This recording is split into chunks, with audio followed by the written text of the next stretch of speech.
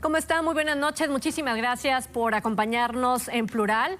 Esta noche le invitamos a que se quede con nosotros en los siguientes minutos porque vamos a desmenuzar un tema que sin duda marca un avance en la agenda feminista en México y es precisamente la despenalización del aborto y esta sentencia que emite la Suprema Corte de Justicia de la Nación. Jalisco, ante la despenalización del aborto, nuestro primer tema que abordaremos con nuestros invitados y nuestra invitada esta noche, el veto a la reforma anticorrupción 2.0, esta que el gobernador del estado hace en aquella reforma que ya se había presentado por parte del legislativo del estado de Jalisco, muy criticada por aquellos que también formaron en algún momento parte de este Consejo Ciudadano en el sistema anticorrupción en el estado de Jalisco. Y un último tema, pero claro, muy importante, y es el presupuesto 2022 que tiene la Federación destinado en una primera propuesta para el estado de Jalisco. Las señales del paquete económico 2022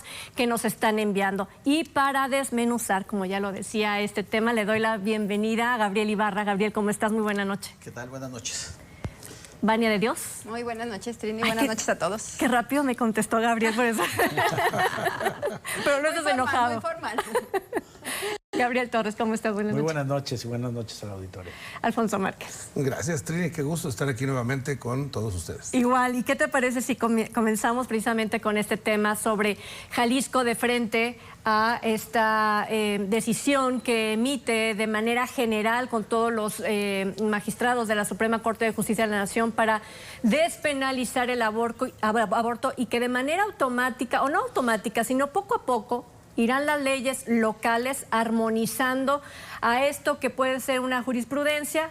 Legalmente parece que tiene ya otro adjetivo, pero que marca sin duda un precedente para dejar de criminalizar a las mujeres. En esta parte, en la actuación que tenga el Congreso local, en la elaboración de la reglamentación o la tropicalización pues de esta legislación, es donde vamos a ver qué tantos cueros salen qué tantas correas salen de este cuero, porque lo pueden hacer rápido, como tendría que ser y como seguramente lo van a hacer la mayoría de los estados del país, o lo pueden hacer lento y dejarlo tratando de que transcurra tiempo para tratar de retrasar una decisión que ya está tomada por la Suprema Corte de Justicia de la Nación. No he encontrado mayores sobresaltos más allá de los grupos conservadores, más allá de un par de marchas de padres Provida. de familia, de Provida, en oposición a este asunto, mucho activismo en las redes sociales, pero todo pareciera que va a transcurrir sin mayores problemas esta decisión en Jalisco, un estado pues etiquetado como de conservador, pero que realmente los que vivimos aquí sabemos que tenemos una doble moral.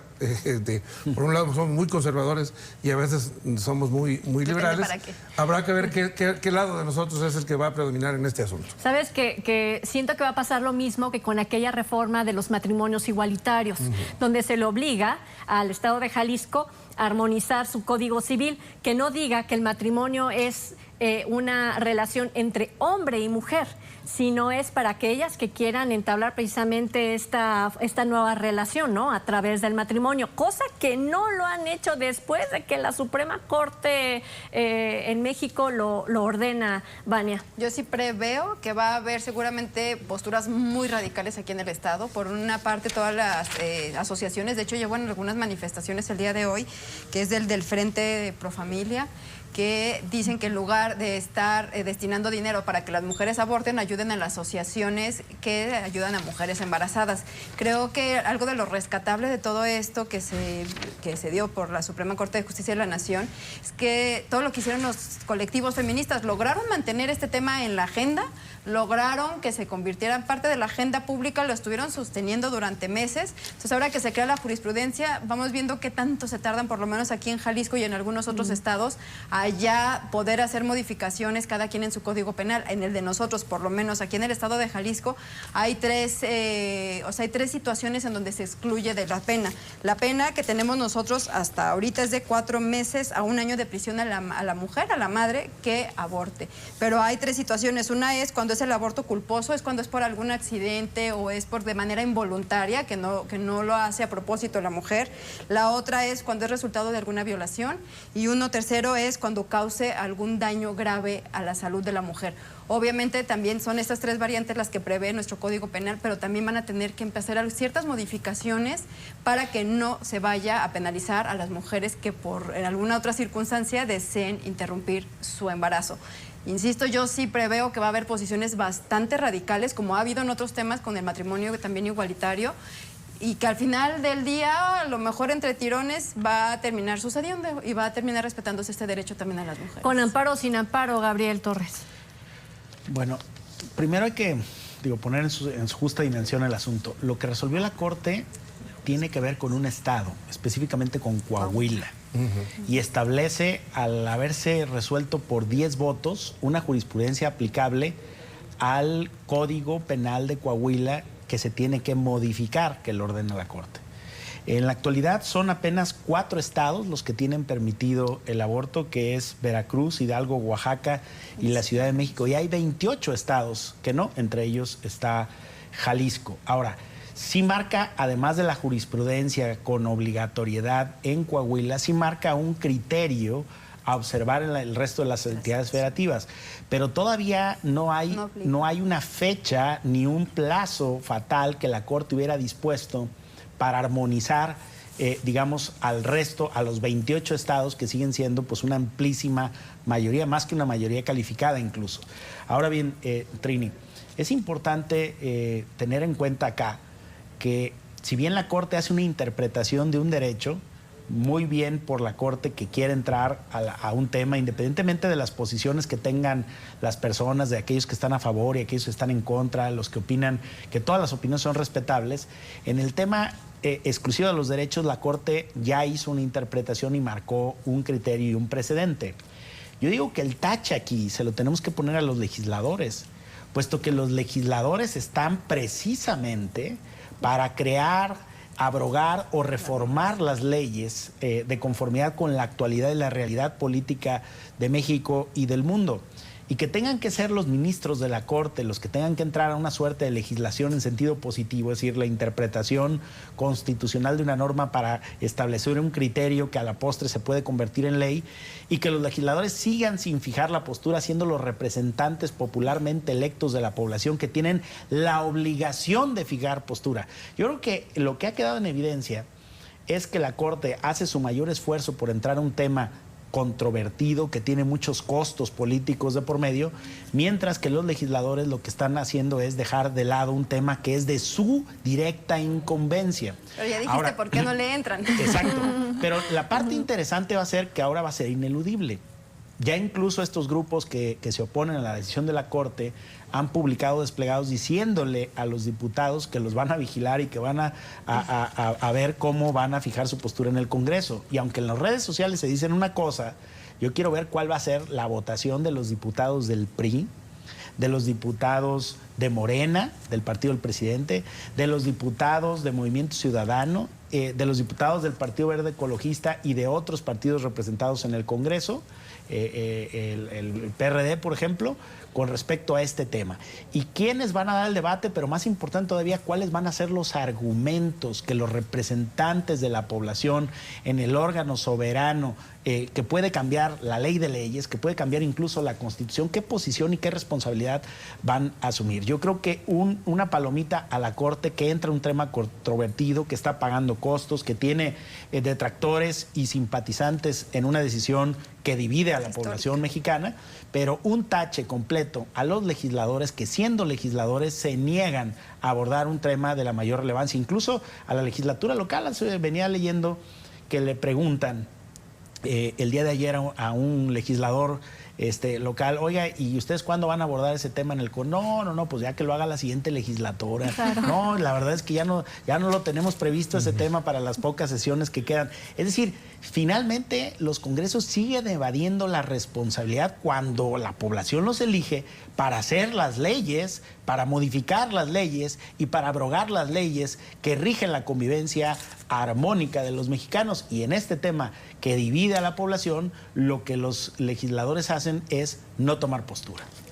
Y lo hace la Suprema Corte de Justicia de la Nación, Gabriel. Lo hace la Suprema Corte de Justicia de la Nación porque está más allá del bien y del mal, ¿no? En razón de los diputados y de los partidos políticos. ¿No? Son asignados, no están en el pleito del voto. No requieren votos, no tienen que quedar bien con nadie. Entonces están en una situación muy diferente a los legisladores. Y el asunto aquí es las visiones encontradas que se han vivido, la polarización. Es un tema complejo.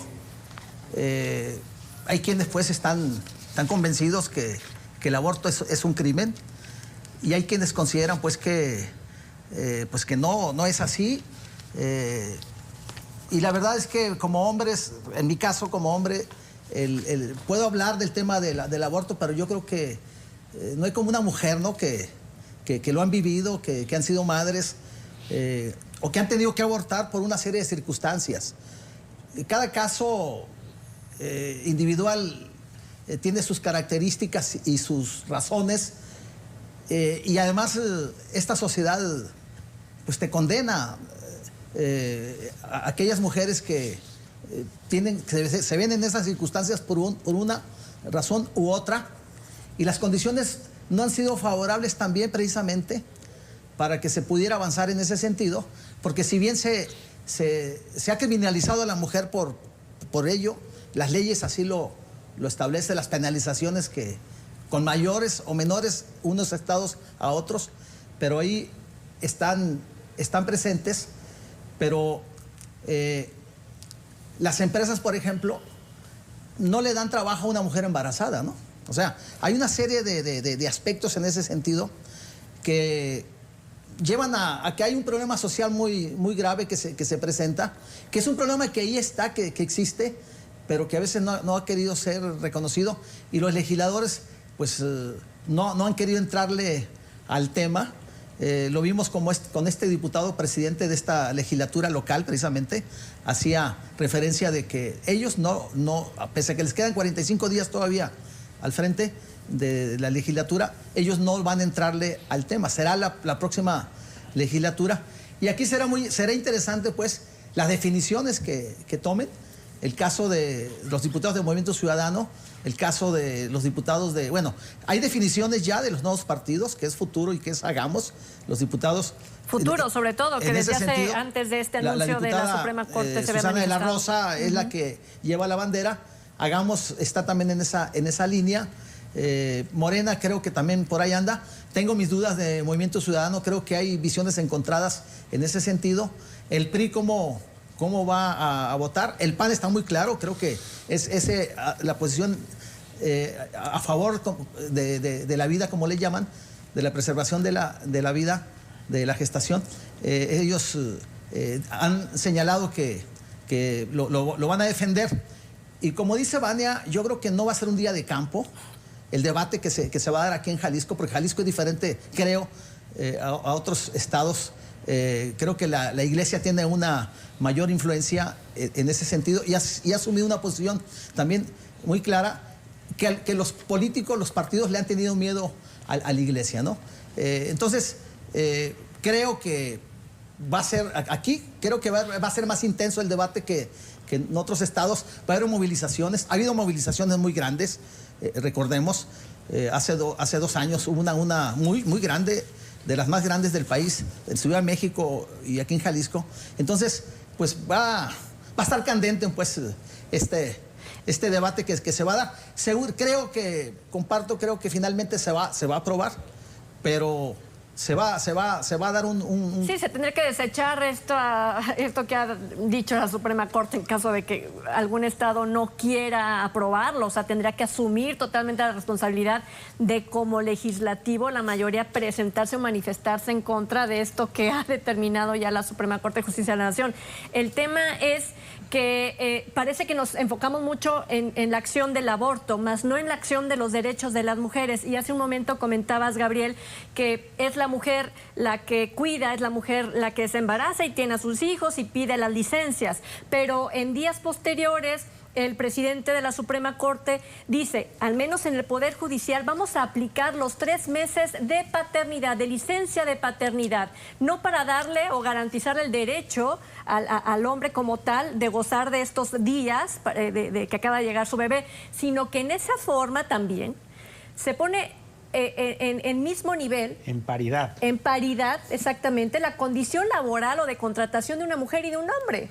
Bueno, y también hay otros casos que tienen otras aristas. O sea, otra arista también puede ser el tema cuando son menores las que están embarazadas. ¿Cuántos embarazos no hay de niñas entre 10, 16, 14 años?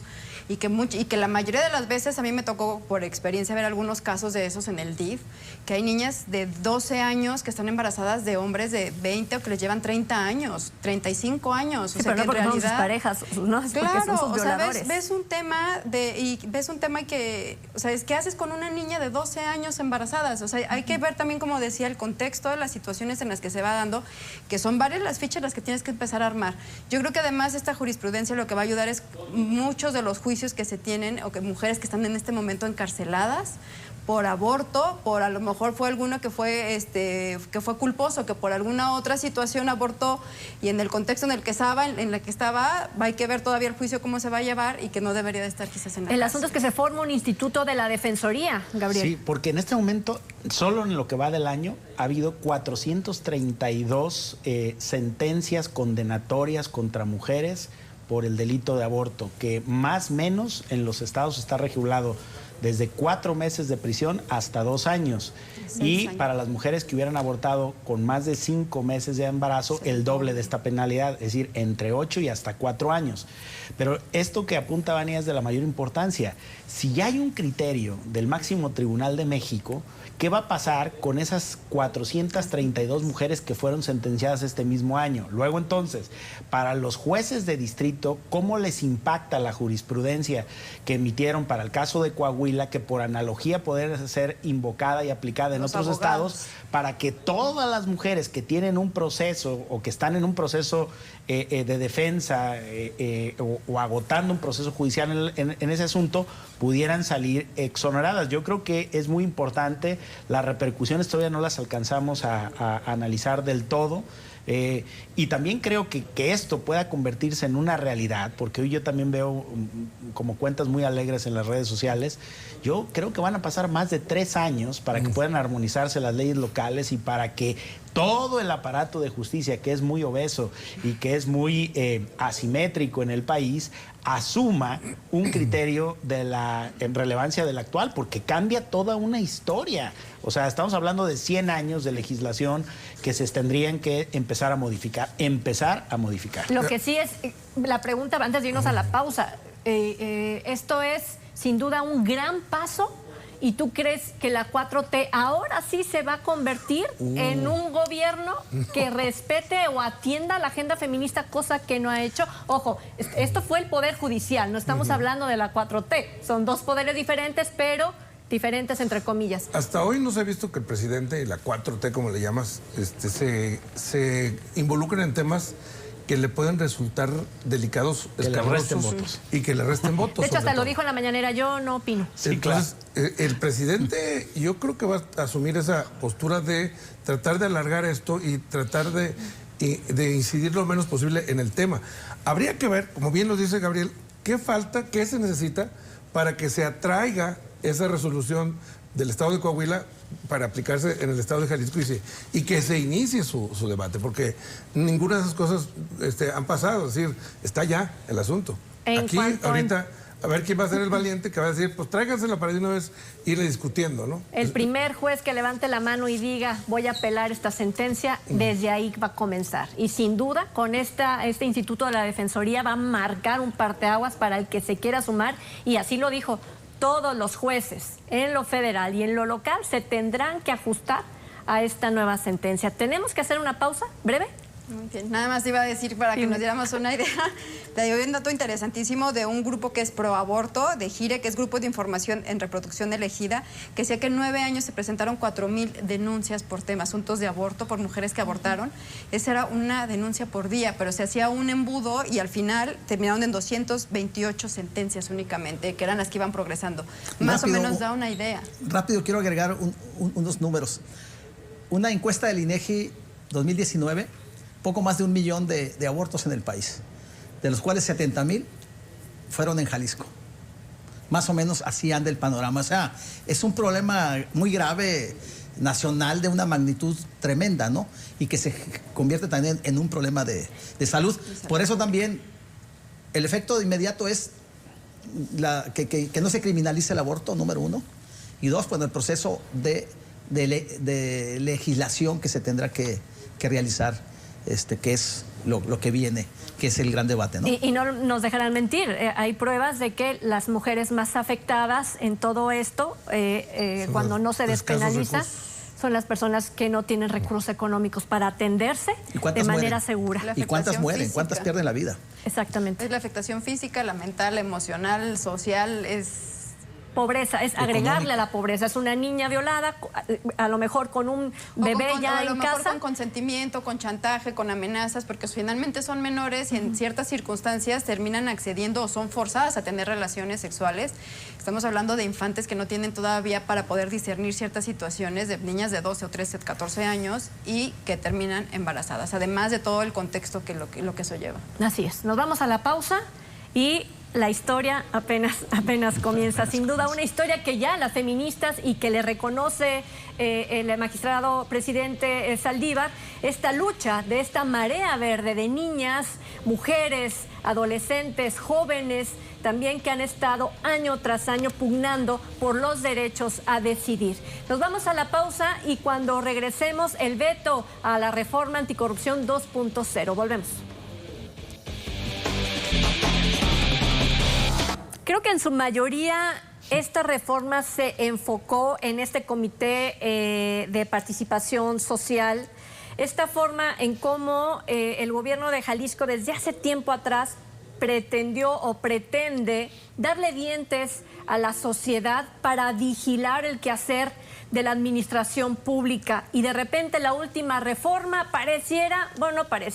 dan marcha atrás a esta independencia de estos organismos anticorrupción. Entonces llega el gobernador del estado, Enrique Alfaro, y veta esta ley, la cual hasta el momento se desconoce exactamente cómo podrá quedar y cómo esta reforma va a estar redactada al final de cuentas. Lo que sí es que muchas quejas por parte de aquellos que pugnan a que estos espacios sean totalmente independientes de, y pareciera, Vania, que ahora el legislativo es el que va, y les pregunto a todos, ¿no?, a determinar cómo es el juego dentro del sistema anticorrupción, Vania. Me parece que el gobernador en este momento entró a frenar un tema o una crisis que ya se venía a ver crecer como bola de nieve, que en un momento a lo mejor no hubo falta de consenso o algunas cosas que no se hayan revisado, que tenían que ver incluso con lo de los sueldos. Ya se veía también varias amparos o que iban a empezar a impugnar el tema de los salarios, varios temas que no se hicieron, que no se respetaron de las mesas de trabajo que se habían tenido.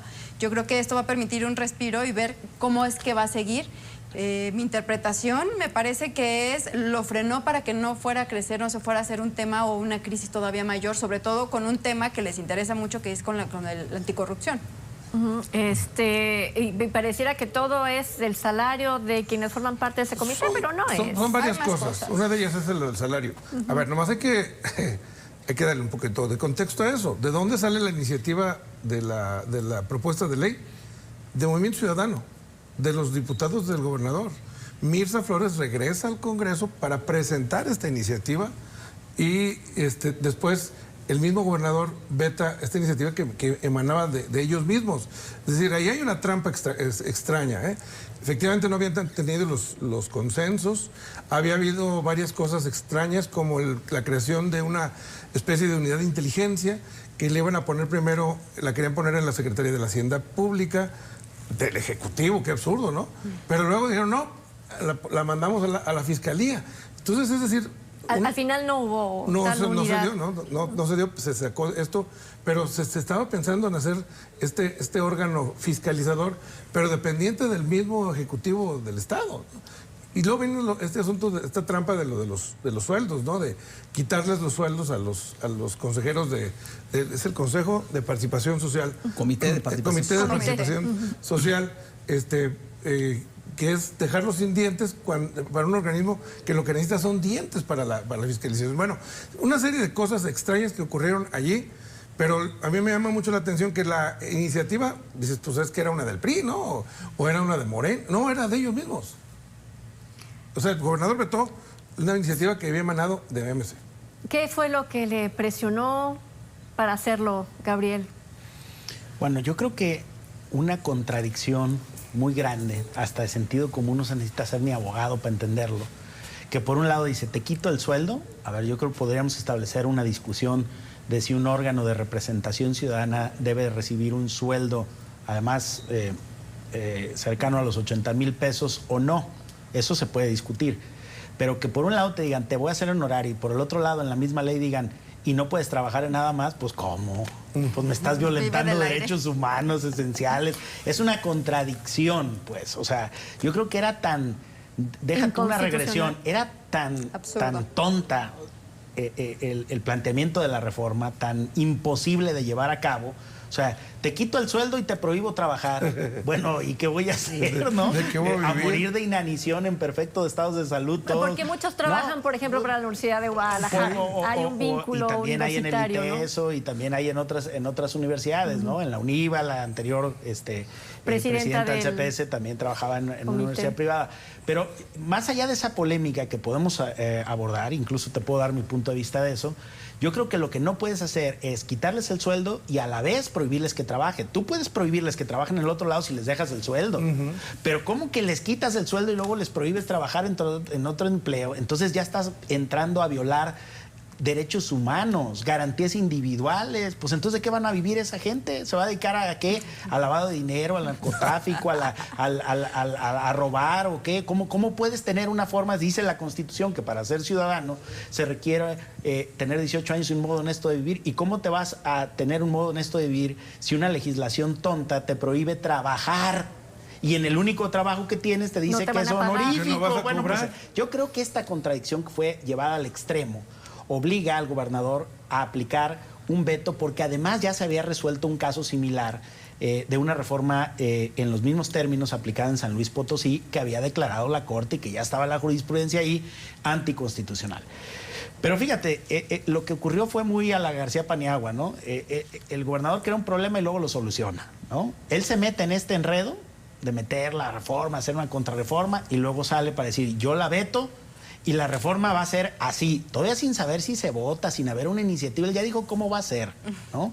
Porque al parecer aquí el que está jugando el papel verdaderamente vergonzoso, diría yo, indigno, es el Congreso. Por un lado, le echa él la culpa a los diputados de su partido, les veta la iniciativa de ley, los señores calladitos no han dicho, oye, gobernador, ¿pero por qué me vetas una iniciativa que nosotros aquí votamos y por mayoría? No dicen nada, ¿no? Ni la defienden en términos de argumentación, ni tampoco corrigen ellos. Lo regañaron. Entonces tiene que venir el gobernador a vetar la ley y luego dice que va a proponer otra. Y dio un video donde dice por qué. Ahora bien, por el otro lado, ahora voy a criticar a los que han salido en su defensa sin una posición crítica. Dicen, es que se necesita un buen sueldo para que sean independientes. Si ese fuera el caso, el Tribunal de Justicia Administrativa, que todos los magistrados ganan arriba de los 120,000 pesos, serían, no hombre, los jueces más increíbles del mundo. Y es el tribunal enemigo público número 1 de la ciudad con los mayores sueldos. Entonces, tener un sueldo alto no te garantiza ni independencia ni profesionalismo. Lo que sí te garantiza independencia y profesionalismo es que todo el CPS actuara con responsabilidad. Y puedo decirte que al menos hay un caso que da mucho que desear y que ha salido y que está ahí en escándalo tras escándalo. Un día el CPS se dedica a defender a uno que tiene por ahí una conducta que da, no la voy a calificar, pero que da mucho que desear. Y yo creo que ahí hay un punto ciego que no se dice y que en realidad la reforma que promueve el gobernador a mí me parece que lleva una clara dedicatoria a un problema de orden personal con uno de los 4 integrantes del CPS, además con el que él ha hecho públicas sus diferencias. Entonces, porque además el sistema estatal anticorrupción, Trini, tiene 4 componentes. El fiscal anticorrupción, que tiene en su haber el gran mérito de haber metido a la cárcel fíjate tú, al adversario electoral del gobernador. O sea, no puede ser peor el récord del fiscal anticorrupción de Jalisco. Y de ese no, ni le bajan el sueldo, ni le dice nada, ni nadie se mete con él. Y tiene un presupuestote, ese sí. Gana arriba de los 100,000 pesos, ese sí. Y dime tú qué resultado tiene el fiscal. Luego, por el otro lado, tienes la Secretaría Ejecutiva. Pues poco se escucha. Luego, un comité coordinador, que en toda esta reforma se han negado todos los miembros del comité coordinador a decir algo. Nada. Ni el Tribunal de Justicia Administrativa, ni el Contralor, ni la titular del ITEI, ni la Contralora del Estado se han pronunciado, calladitos son más bonitos, ¿no? Como convidados de piedra al sistema de corrupción. Pues ¿para qué forman parte de eso si no le quieren entrar? Y el cuarto componente es el CPS, que parece ser que fuera el sistema anticorrupción en sí mismo. No, ellos son una de 4 partes que componen el sistema anticorrupción. Entonces, si hay tantas quejas por el sistema anticorrupción o por la falta de resultados, ¿por qué se critica nomás a una de las 4 partes? Lo que sí no ¿En qué momento nos hemos puesto a revisar que el fiscal que está ahí no persigue más que a los enemigos políticos del gobernador? ¿Y quién dice eso? ¿Y por qué no le bajamos el sueldo al fiscal? ¿O por qué no lo volvemos a honorífico? ¿Por qué ahí no? Entonces yo lo que creo es que ha habido una discusión de luces y sombras, de muchas medias verdades, de mentiras en este asunto, porque en realidad lo que hay es un duelo de personalidades, de egos, molestias personales que se están llevando, se están cobrando por la vía de la reforma y de un cambio legislativo, y utilizando al Congreso, que se ha convertido en una oficialidad de partes acrítica, para hacer lo que se les da la gana. Aquí el asunto, Gabriel Ibarra, es estamos perdiendo los ciudadanos al no estar pendiente de lo que es este grupo de ciudadanos dentro del sistema anticorrupción. Nosotros estamos permitiendo que nadie vigile la acción del gobierno. Si el legislativo toma todo esto en esta reforma que haya presentado, esta nueva reforma que haya presentado el gobernador como otra opción y no la vigilamos, entonces estamos perdiendo algo que no sé si desde tu punto de vista es bueno o es malo que tenga el Estado de Jalisco cuando los resultados son pocos, porque dicen obviamente que se requiere tiempo para madurar el sistema anticorrupción. Bueno, si no funciona el sistema anticorrupción, perdemos todos, por supuesto. Hay un andamiaje que se ha creado, pero la realidad es que no ha funcionado. No ha funcionado. ¿Por qué no ha funcionado? ¿Hay voluntad realmente para combatir la corrupción? Pues preguntaría. No. Es que ahí está todo. Y en el caso de Jalisco tenemos un ejecutivo que se mete en todo, ¿no? Toma decisiones por los alcaldes. El caso de Tala, por ejemplo, el tiradero de Tala. Él toma la decisión sin consultar a los alcaldes. Toma decisión en el Poder Legislativo, toma decisión en el Poder Judicial. Entonces se mete en todo, se mete en todo. Ahora, es muy difícil legislar y gobernar con el hígado. Con el hígado, cuando no es realmente la intención de perfeccionar un sistema anticorrupción, porque más bien es la intención de poder, de control. Y quieren a organismos ciudadanos acríticos, los quieren mudos, que no hablen, porque como dice mi tocayo, efectivamente, esa reforma, eso de quitarle los sueldos a los consejeros del Comité de Participación Social, lleva una dedicatoria, ¿no? David Gómez Álvarez, hablando.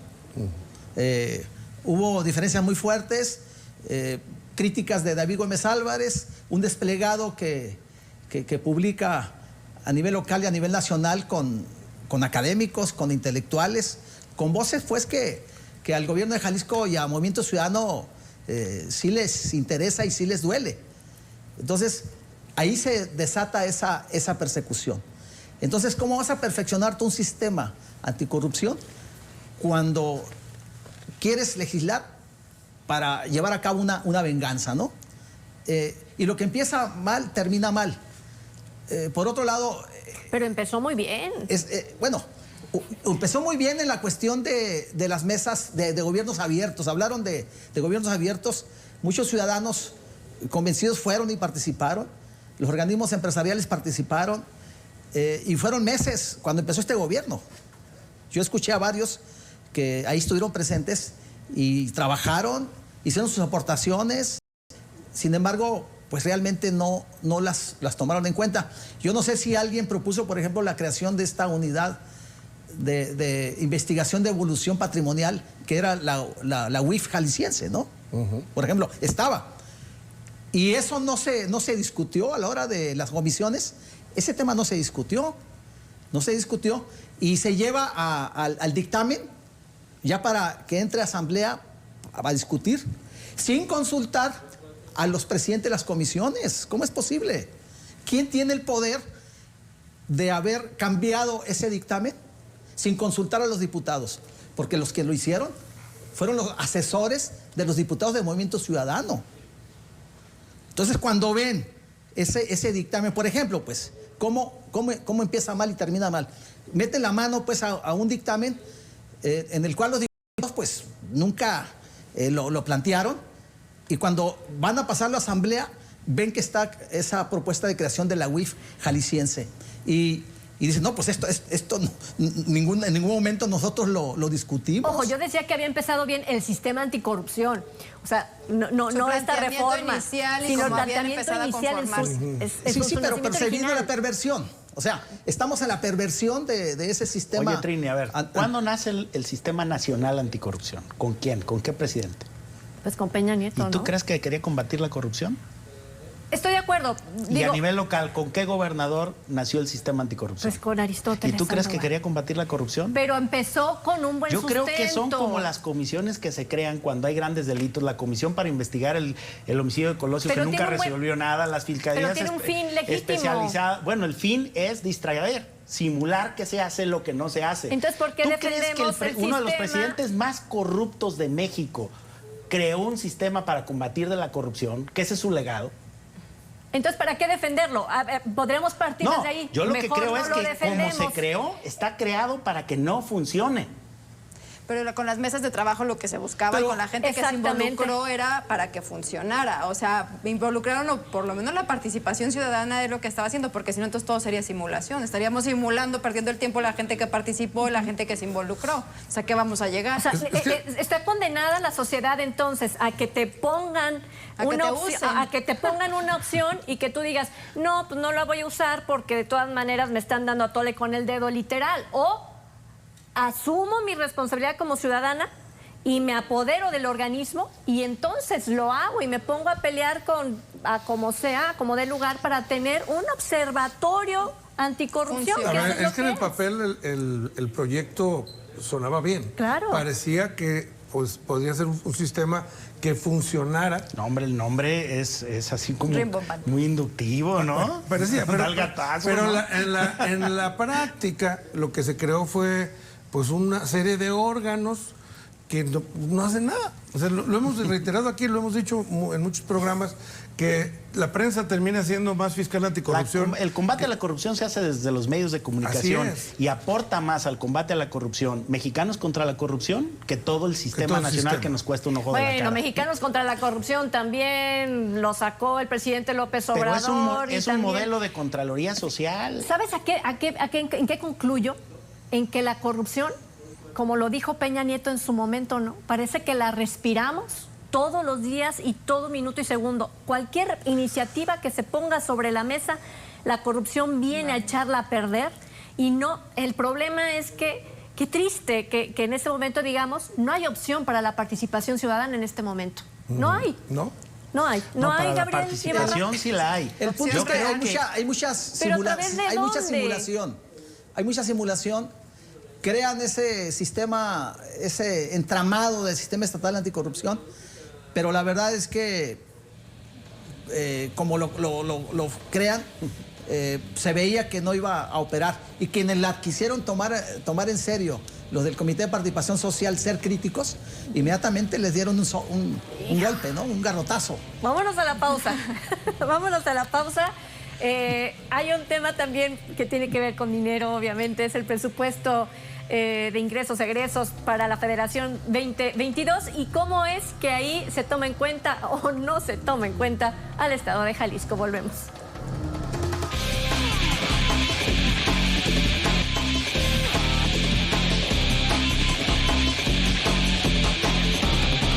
Bueno, ¿qué señales envió el paquete económico que se presentó la semana pasada, Gabriel Ibarra, y que tiene que ver con los grandes proyectos que el Estado de Jalisco urgía precisamente, como es la presa del Zapotillo, como es la línea 4 del tren ligero? Noticias sombrías para Jalisco, porque se esperaba pues que después de estas reuniones del gobernador con el presidente y con el gabinete para revisar proyectos, pues esperaría que en este presupuesto federal del 2022 aparecieran ya principalmente la línea 4 del tren ligero, que le interesa mucho al gobernador, la obra también de la presa del Zapotillo para que pueda operar, el libramiento sur de Puerto Vallarta, que es una obra estratégica para Enrique Alfaro, para detonar la costa sur de la Costa Alegre de Jalisco. Y la otra, el saneamiento y rescate del río Santiago. Ni un peso para estas cuatro obras. Entonces, pues sería el cuarto año pues, en el que prácticamente no se tendrán esas obras estratégicas de infraestructura de Jalisco. Es una mala noticia. Curiosamente, el gobernador todavía no se ha pronunciado. Quisiera escuchar, pues, no sé si estén negociando ahorita con la Secretaría de Hacienda el presupuesto, pero hasta este momento, a diferencia de otros años, pues no ha hablado. ¿Qué sucede? ¿Qué pasó? ¿Van a cambiar? También tengamos presente que entran en una etapa de negociación de aquí a diciembre, cuando se discute el presupuesto. No sé si en esto puedan lograr, con ese cabildeo, esa relación de ahora aparentemente buena del gobernador con López Obrador, pueda cambiar esto. Pues habrá que ver, pero por lo pronto pues las noticias no son lo mejor para Jalisco. Clemente Castañeda tendrá que hacer ahí una buena labor. Y ¿no? los diputados de Movimiento Ciudadano. Me voy a robar una frase de Gabriel Torres, que, ¿cómo dijiste? Un cariño que no se demuestra en el presupuesto no es cariño, ¿verdad? No es cariño. No hay sinceridad. No hay sinceridad. A ver, Cariño de mis cariños. El gobernador en los últimos 2 meses estuvo yendo a México. Parecía que había hecho las paces con el presidente. Se tomaron selfies. Se tomaron selfies. Y todos pensaríamos que eso se iba a reflejar en el presupuesto. La última de las obras de las que habló Gabriel es una obra con la que lo han dejado colgado 3 años consecutivos, que es el saneamiento del río Santiago, que es una de las principales obras y promesas de campaña de Enrique Alfaro, y que no ha podido hacer nada más que lo que se puede hacer con el poquito recurso local. Y es una obra que urge para toda esa región de la zona metropolitana de Guadalajara, por la alta contaminación, por el tema de la salud, pero que tampoco se puede hacer solo. La verdad, Jalisco no puede hacer solo. Duda, es una cuenca que viene desde muy atrás, Estado de México. Pues realmente Jalisco quedó en las mismas condiciones que quedamos el año pasado y el antepasado, con el dinero para el gasto, para el chivo, para el diario, y un chivo medio raquítico. Y en cambio, ves a las grandes obras que le interesan al presidente, a esas sí les meten y con ganas, ¿no? Incluyendo el dineral que le van a dar a la Guardia Nacional, que yo ya no entendí, porque pues se le van a integrar a la Sedena. ¿Para qué quiere tanto dinero, no? Pero a Jalisco no le va nada bien con el dinero. Uy, un mensaje claro, Vani. Parecería como que las diferencias que se ha tenido o que ha tenido el Estado con la Federación, ahí viene el castigo, como que si Jalisco estuviera siendo castigado. Y estábamos hablando, daban unas cifras de la Cámara Mexicana de la Industria de la Construcción. Del 2015 la inversión que se tuvo, la inversión federal tan solo aquí en el Estado, eran de 13,400 millones de pesos. Estamos hablando de un gran presupuesto. Y para que nos demos una idea, lo que quedaría lo que se tiene previsto para este 2022 son 799 millones de pesos, o sea, 77% menos de lo que se había tenido apenas unos años. Y sí hubo un incremento leve comparado con lo de este año, que fueron 663 millones, pero se continúa, van a tener que hacer ciertos ajustes si es que se queda así, y si vemos todavía qué trabajo hacen los legisladores y qué trabajo se hace a nivel federal para hacer los ajustes. Y la mayoría de estos se van del presupuesto, se está destinando a Campeche, Tabasco y Ciudad de México. Pero y lo que se me hace raro es que el presidente le apuesta mucho al turismo, pero ¿por qué no le apuesta al turismo local, al turismo de Jalisco, no? Si esa es parte de su dinámica. Y ahorita que estabas hablando de canciones, amores, etcétera, me acordé de la canción de La Bartola, ¿no? De Chava Flores. Pues ahí te dejo tus 3 pesos y lo demás ahí sabrás, ¿no? Y todavía me dejas un pedacito, ¿no? Me das el Porque cambio. me das el cambio, porque bien que Jalisco tiene que seguir aportando una gran cantidad de acuerdo a su producción, ¿no? Productividad. Pues mira, Trini, los beneficiados, de acuerdo al proyecto de presupuesto de egresos federal 2022, son el ISSSTE con un 3% de incremento, el IMSS con un 8% y la Secretaría de Salud en general con un 28%. Yo creo que aquí, en esa parte, es la parte donde yo sí veo congruencia. El sector salud en general va a recibir 131 mil millones de pesos más para 2022 si se aprueba el paquete federal que trae a nivel federal el gobernador. Ahora sí, estoy hablando de los datos del presupuesto federal. Ahora, ¿cuáles son el otro rubro donde se gasta, donde se reasignó mucho dinero? Porque en general, este año, el gobierno federal va a gastar, en comparación con el año pasado, 8.9% más. O sea, el presupuesto contempla un 8.9% más gasto del Ejecutivo Federal sin obtener deuda. Bueno, son los programas sociales. Hay un gasto de 390,299 millones de pesos para sus programas sociales, que es un 36% más. Si les pareció que el gobierno regalaba mucho dinero el año pasado, va a regalar un 36% más, y no es año electoral, en el 2022. Y por otro lado, los que van a pagar los platos rotos son el programa de mejoramiento urbano y de la vivienda, los vivienderos, estos que hacían casas caras y malas con cargo al presupuesto, pues ahí van a perder un 52% de su presupuesto. Hay una reducción del 52%. El Programa Nacional de Reconstrucción. De hoy de los constructores, ¿no? Tuvieron rueda de prensa hoy, pues oye, pero tenemos 6 millones de viviendas vacías en el país. Eso es una vergüenza, que se hicieron con recursos públicos y que hoy no son habitables porque están en zonas de riego, zonas de inundación, zonas donde no hay agua, abandonadas, inseguridad, mal hechas, deterioradas a un año de haberse construido. Pero la construcción es un detonante de la economía mexicana. Pero la buena construcción, porque también construir cosas que no se van a habitar, yo creo que se llama fraude.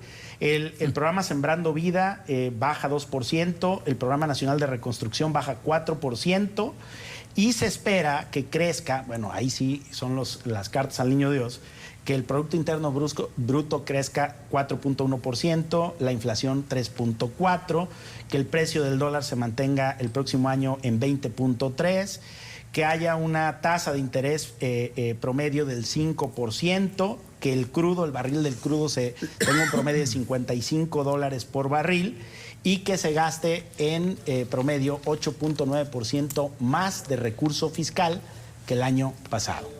Y aparte le apuesta mucho a que la gente, a que la gente va a unirse, a ser contribuyentes, a sumarse al SAT con una disminución de impuestos. Todavía veo al presidente de la República convencido de esta buena voluntad de los mexicanos y las mexicanas, como cuando dicen, ¿no? Abrazos y no balazos, como que con esta conciencia de disminuirle los impuestos o el pago de impuestos, la gente se va a sumar al sistema tributario en México. Lo podrá lograr porque también requiere ingresos, y con todo lo que está haciendo, ¿de dónde lo va a sacar para seguir Trini, manteniendo sus programas sociales? Lo que el presidente plantea ahí es que si se hace una simplificación y se le permite a los contribuyentes cambiar de régimen, es decir, si se hace más fácil el pago de impuestos, la apuesta del gobierno, que puede ser una apuesta fallida, pero la apuesta del gobierno es a que pueda ampliarse la base recaudadora, es decir, que los contribuyentes sean más de los que hoy pagan impuestos, porque hay una muy buena parte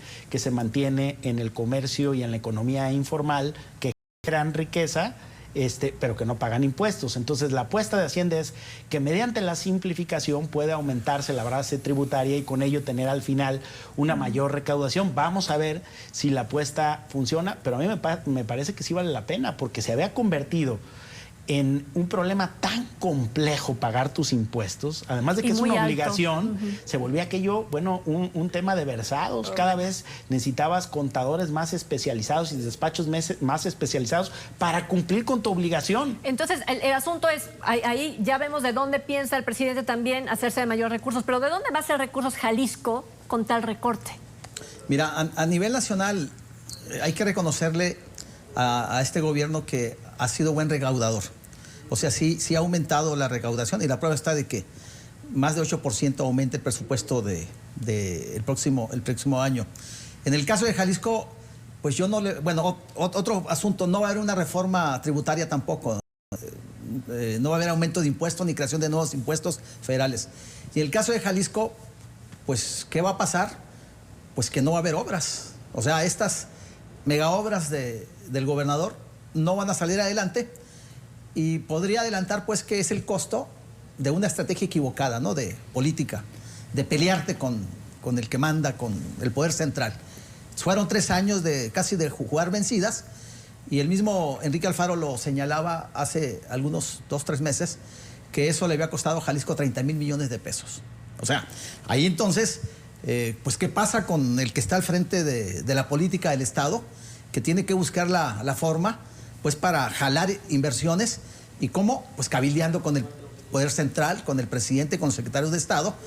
Y cuando te peleas, bueno, pues esto es lo que estamos viendo, de que te marginan de las obras. Eso es, pues, es una atinada política, pelearse con el presidente, el exigir un nuevo federalismo, una reforma fiscal, un nuevo pacto.